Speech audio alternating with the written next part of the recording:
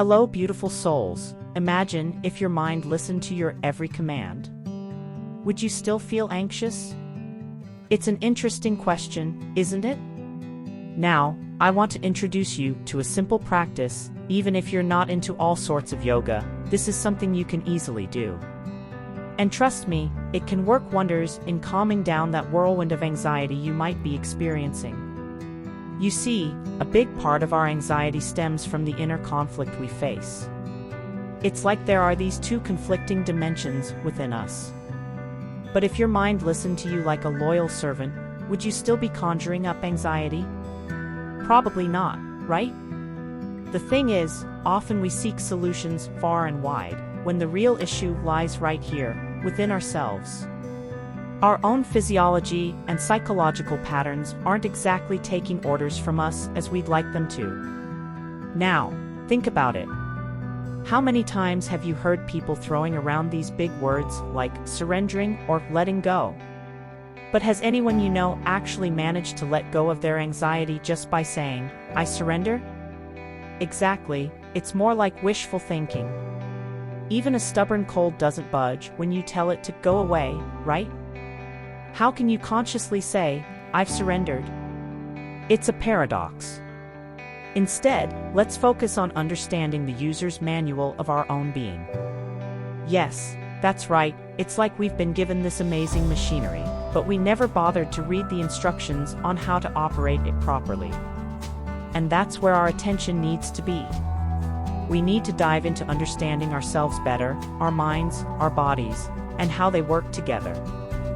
Only then can we truly tackle this anxiety monster that likes to rear its head from time to time. You know, the human system is truly remarkable. Just think about it. Hold your hand a certain way, and it works one way. Change it up a bit, and it functions differently.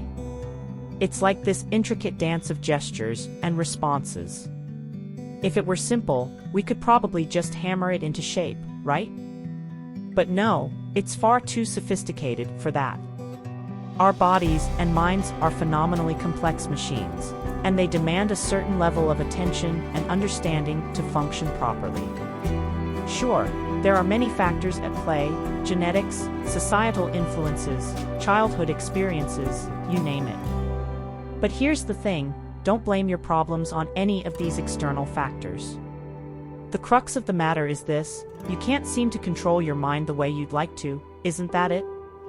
It's tempting to point fingers and say, "I'm like this because of my family history," or "it's in my genes." But let's face it, we can't go back and change any of that now, can we?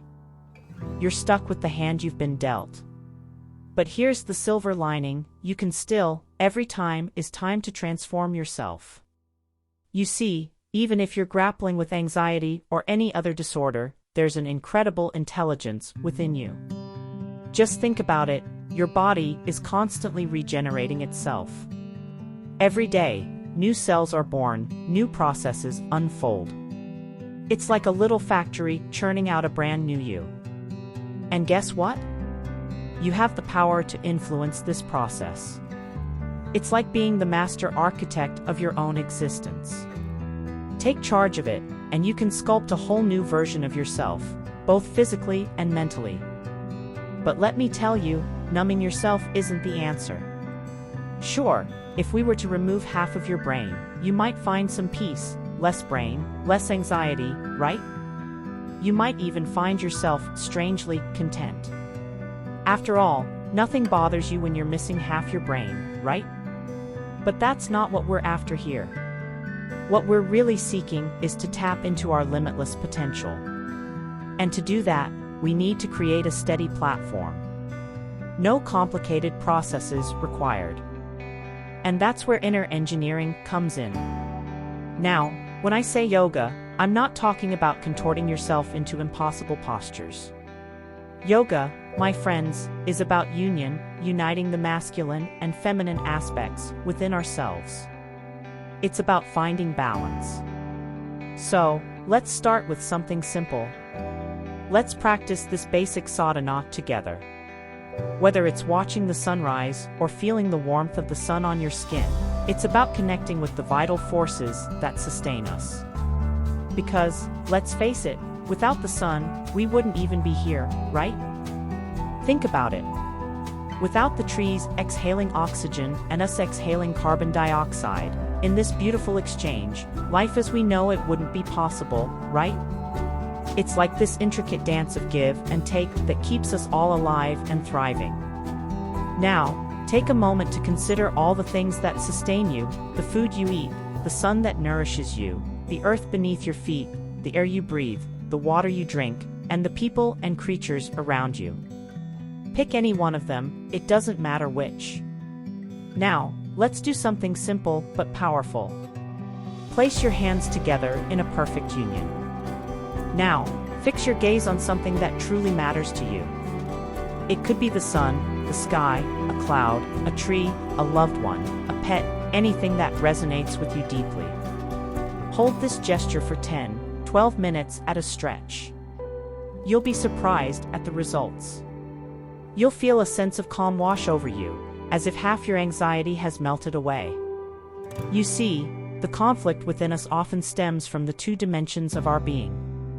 I won't delve into the intricate details, but even modern science acknowledges the existence of the right brain and the left brain.